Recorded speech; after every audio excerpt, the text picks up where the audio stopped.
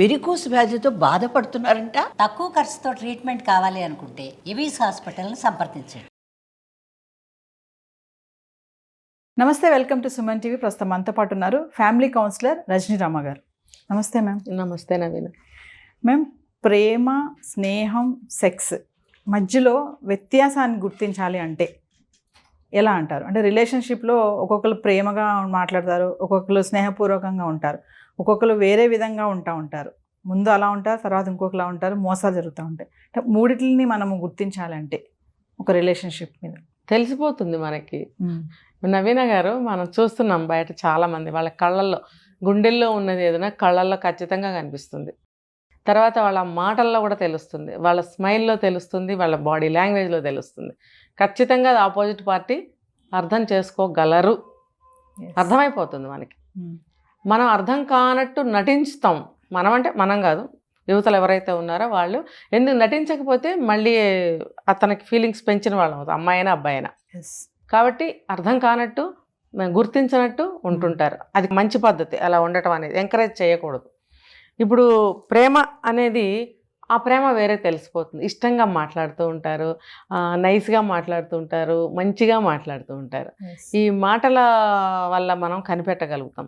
తర్వాత తను ఎక్కడన్నా కష్టపడిపోతుందేమో అని ఆలోచిస్తూ ఉంటారు. అబ్బాయినైనా సరే, అమ్మాయిలు విపరీతంగా ఇష్టపడుతున్నప్పుడు, నేను ఈ రోజుల్ని బట్టి అది ప్రేమ అని నేను చెప్పలేను నవీన గారు. ఇన్ఫాక్చుయేషన్ అంటారా? అంతే. ఆకర్షణ, బాగా ఆకర్షణ, అట్రాక్షన్.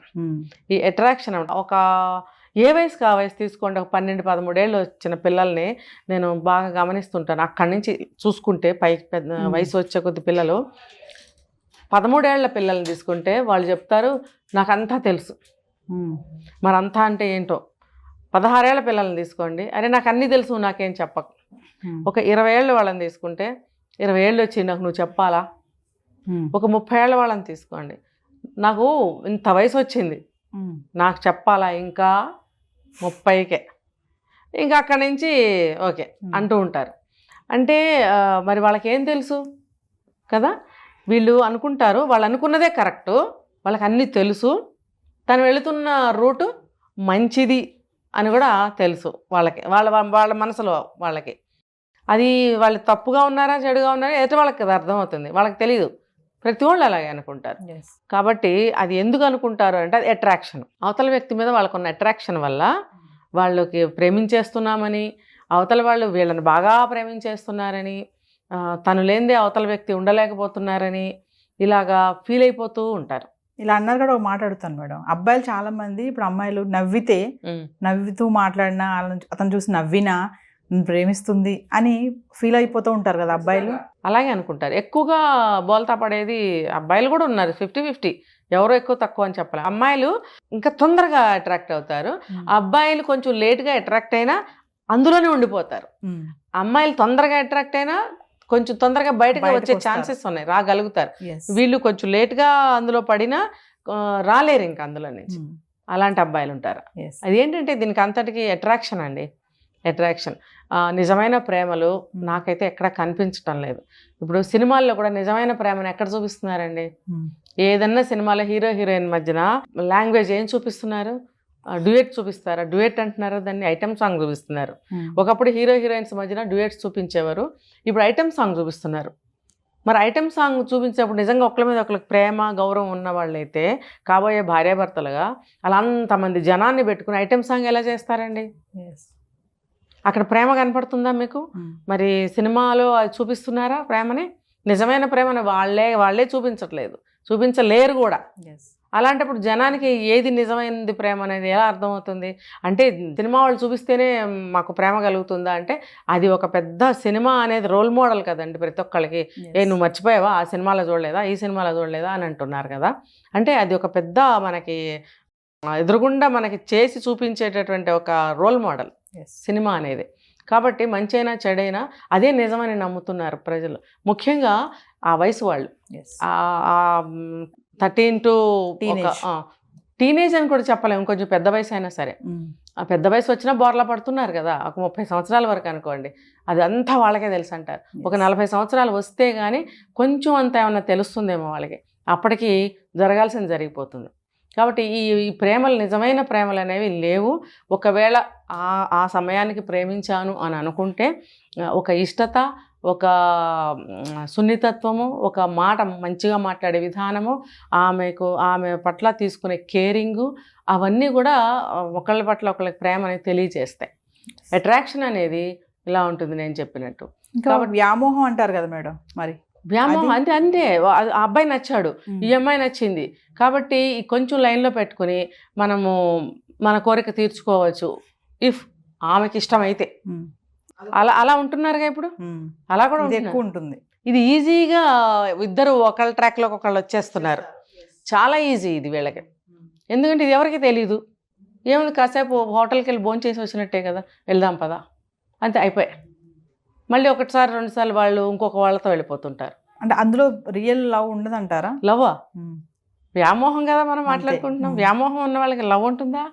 లవ్ ఉన్న వాళ్ళకి వ్యామోహం ఉంటుందా? ప్రేమ ఎప్పుడు త్యాగాన్ని కోరుతుందండి, ఇంకా మరి దేన్ని కోరదు. ఆ వ్యక్తికి ఏదన్నా గాలి తగిలినా కూడా నొప్పి కలుగుతుందేమో, లేకపోతే ఆ వ్యక్తి కోసం నేను ఇది చెయ్యాలి అది చెయ్యాలి, తన కళ్ళల్లో బాధ చూడకూడదు, అతను ఎప్పుడు కూడా సంతోషంగా ఉండాలి, ఇలా అనుకునేది ప్రేమ అండి. అది ఎక్కడుంది? లేదు కదా మేడం. ఒక్కొక్కరికి లవ్ అనేది స్కూల్ ఏజ్ నుంచి ఉంటుంది కదా, మామూలుగా స్కూల్ ఏజ్లో ఒక లవ్ అంటారు, కాలేజ్ అంటారు, కానీ ఫైనల్గా చేసుకునేది ఒకళ్ళు ఉంటుంది పెళ్ళి.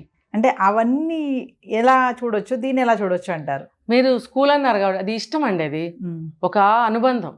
చిన్నప్పటి నుంచి ఒకే స్కూల్లో 10th వరకు చదివిన వాళ్ళు ఉంటారు, తర్వాత కూడా కలిసి చదువుకునే వాళ్ళు ఉంటారు. ఇది ఒక బంధం ఏర్పడుతుంది చిన్నప్పటి నుంచి, బాగా మంచి స్నేహంతో, ఒకళ్ళంటే ఒకళ్ళ ఇష్టంతో. అంటే ఒకళ్ళ ఇద్దరి ఇష్టాలు ఒకటే అవ్వచ్చు, ఒకళ్ళంటే ఒకళ్ళకి వాళ్ళ లక్షణాలను బట్టి ఇష్టత కలగచ్చు. అది 10 ఏళ్ళు కలిసి పెరిగినప్పుడు ఆ బంధం బాగా పెరుగుతుంది వాళ్ళ మధ్యన. అలా వాళ్ళు పెద్ద అయిన తర్వాత కూడా ఇష్టపడి వ్యక్తిత్వాలు నచ్చి పెళ్లి చేసుకోనే దానికి దారి తీస్తుంది. అలాంటి వాళ్ళు కూడా ఉన్నారు. అయితే కేవలం వాళ్ళ వ్యక్తిత్వాలు నచ్చి, వాళ్ళ లక్షణాలు నచ్చి, తర్వాత నేనంటే ఆమెకి చాలా ఇష్టం, నేనంటే అతనికి చాలా ఇష్టం, నా మాట వింటుంది, నా మాట వింటాడు, మాకు అందరిలాగా ఏ ప్రాబ్లం రాదు అనుకున్న తర్వాత పెళ్లి చేసుకుంటారు. అందులో ఏముంది మీరే ఆలోచించండి. అంటే ఒకళ్ళ కోసం ఒకళ్ళకి అనుగుణంగా ఒకళ్ళు లోబడి ఉంటారు అన్నప్పుడే కదా మన పెళ్ళికి మన లైఫ్ బాగుంటుంది, గొడవలు పడకుండా అనే ఒక నిర్ణయానికి వచ్చినప్పుడు పెళ్ళిళ్ళు చేసుకుంటున్నారు. మరి అలాంటి వాళ్ళు బాగానే ఉంటారు బహుశా. అంటే ఇప్పుడు మన జనరేషన్ చూసుకుంటే లవ్ ఇన్ఫాక్చుయేషన్కి తేడా కూడా తెలియట్లేదు కదా మేడం. ఏది లవ్ ఏది ఇన్ఫాక్చుయేషన్ అనేది తెలియట్లేదు. అట్రాక్ట్ అయిపోతున్నారు. ఒక నవ్వు నవ్వితే చాలు నన్ను ప్రేమించేస్తుంది, అబ్బా నన్ను చూసి నవ్వింది, నన్ను చూస్తుంది, అదోలాగా చూసింది అలాంటి టీనేజర్స్కి ఏమైనా చెప్తారు మేడం ఫైనల్గా? ఇప్పుడు ఒకటి చెప్తా చూడండి, అందమైన వస్తువు ఒకటే ఉంటుందా? చాలా ఉంటాయి. ఎన్ని ఉంటాయి? అన్నీ నచ్చుతాయిగా మనకి. ఇప్పుడు ఫస్ట్ ఎవరైతే పరిచయం అయ్యారో వాళ్ళతో కొద్ది రోజులు జర్నీ బాగుంటుంది. తర్వాత ఇంకా అందమైన అమ్మాయి కానీ అబ్బాయి కానీ కనిపించినప్పుడు దానికి ఫిదా అవ్వరా? అవుతారు కదా, నచ్చుతారు కదా. మనం నిజాలే మాట్లాడుకుందాం. నచ్చినప్పుడు అది కూడా నచ్చుతుందిగా. మరి అలాగే 4 అందాలు ఎదురుగా ఉన్నప్పుడు 4 నచ్చుతాయిగా. దాన్ని ఏమంటారంటే దాన్ని లవ్ అనరు, అది అట్రాక్షన్ అంతే. అంతే. అది కేవలం అందాల సృష్టిలో అందాలన్నీ కళ్ళతో ఆనందించవచ్చు, తప్పులేదు. మరి దాన్ని నా వైపు చూసింది కాబట్టి నన్నే ఇష్టపడుతుందని తప్పు పప్పులో కాలు వేయకండి. అబ్బాయినా అమ్మాయినా సరే, ఆ అబ్బాయి నన్నే చూసి నవ్వాడు అని అంటే నువ్వు బాగున్నావు, నువ్వు నచ్చావు, నీ మాట నచ్చింది, మాట్లాడాలనిపించింది, కానీ ఇంకొక అమ్మాయిది కూడా నచ్చింది, ఆ అమ్మాయితో కూడా మంచిగా ఉంటాడు అంటే ఆ సృష్టిలో ఎన్ని అందాలు ఉన్నా సరే అన్నిటినీ కూడా మనము ఆ కళ్ళతో ఆనందించవచ్చు, ఒక మాటలతో మాట్లాడి మన ఆ ఇష్టాన్ని తీర్చుకోవచ్చు, ఎక్స్ప్రెస్ చేయొచ్చు. బట్ అంత లవ్ కాదు. ఇప్పుడు ఒక అందమైన వ్యక్తి మంచిగా స్మైల్ చేస్తుంది, చాలా చక్కగా నైస్గా మాట్లాడుతుంది, అరే చక్కగా భలే మాట్లాడుతుంది, మాట్లాడదాం 2 మాటలు అని అనిపించదా? అలాంటి వాళ్ళు ఒక్కళ్ళే ఉంటారా? ఎంతమంది ఉంటారు? అందుకని నాతో మాట్లాడితే నన్ను చూసి పడిపోయాడు లేకపోతే పడిపోయింది, నేనంటేనే పడి చచ్చిపోతున్నారు, నన్నే పెళ్లి చేసుకుంటారు అని అనుకోవడం అనేది అవివేకం, గుడ్డితనం, అది తప్పది. అది ఆ జర్నీ చాలా లాంగ్ నడిచింది, నేను తప్ప ఎవరితో మాట్లాడట్లేదు అని అనుకున్నప్పుడు అది అట్రాక్షన్ కాదు, ఇష్టం అని చెప్పుకోవచ్చు. ఇక్కడ కొంతమంది మేడం అభిమానిస్తూ ఉంటారు, మీరు అన్నారు కాబట్టి అడుగుతున్నాను.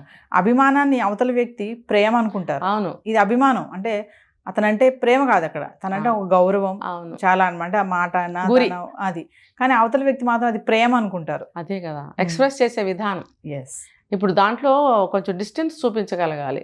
ఇప్పుడు మీరంటే నాకు చాలా గౌరవము, లేకపోతే చాలా మీరు చెప్పిన ప్రతిదీ నాకు వర్కౌట్ అవుతుంది, ఏదైనా సరే నవీనాన్ని అడగాలి అని నాకు అనిపిస్తుంది, అది అభిమానం. ఎస్. నేను అబ్బాయిని అయి ఉంటే ఒకవేళ అది మీ నుంచి నాకు ఒక వేని నేను ఏర్పరచుకుంటున్నాను కాబట్టి నవీనాన్ని నేను అంత అభిమానం ఉంది తన మీద. తను చెప్పేవన్నీ చాలా బాగుంటాయి, తను చెప్పిన దారిలో వెళ్తే మనకి బాగుంటుంది అని అదొక అభిమానం. అంటే నేను చెప్పిందల్లా నేను మీ మాట వింటున్నాను కాబట్టి నేను ఇంకొకటని మీరు అనుకోకూడదు. అది ప్రేమ అన్నానంటే పడిపోతున్నాడు అని మీరు అనుకోకూడదు. అది అభిమానం. ఎందుకంటే తను ప్రవర్తించే తీరు, మాట్లాడే విధానం, రెస్పెక్ట్ చేసే విధానం, యూజ్ చేసే వర్డ్స్ మీరు ఐడెంటిఫై చేయగలగాలి. ప్రేమ, ఇష్టం, వ్యామోహంలో మాటలు వేరే ఉంటాయి, ఈ అభిమానంలో మాటలు వేరే ఉంటాయి. సార్ మీరు చెప్పింది చాలా బాగుంది సార్, అది వర్కౌట్ అయింది సార్, మళ్ళీ నాకు ఇంకొక సమస్య వచ్చింది సార్, దీనికి ఏం చేయాలంటారు?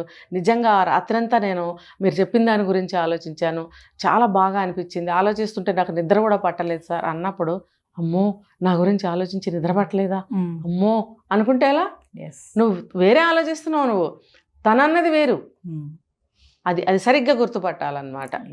నీకు గుర్తుపట్టలేకపోతే నువ్వు ఎప్పుడైనా క్లారిటీ తీసుకోవచ్చు, ఏమ్మా కాదు తీసుకోకపోతే ప్రాబ్లమ్స్ వస్తాయి. ఏంటి మరి ఏమనుకుంటున్నావు నా గురించి, నా ఒపీనియన్ ఏంటి అన్న వాడికి క్లారిటీ తీసుకోవచ్చు. అంతేగాని గుడ్డిగా వెళ్ళొద్దు. ఇలాంటివి పాటించడం వల్ల సమాజం కొంచెం బ్యాలెన్స్గా ఉంటుంది. Thank you ma'am.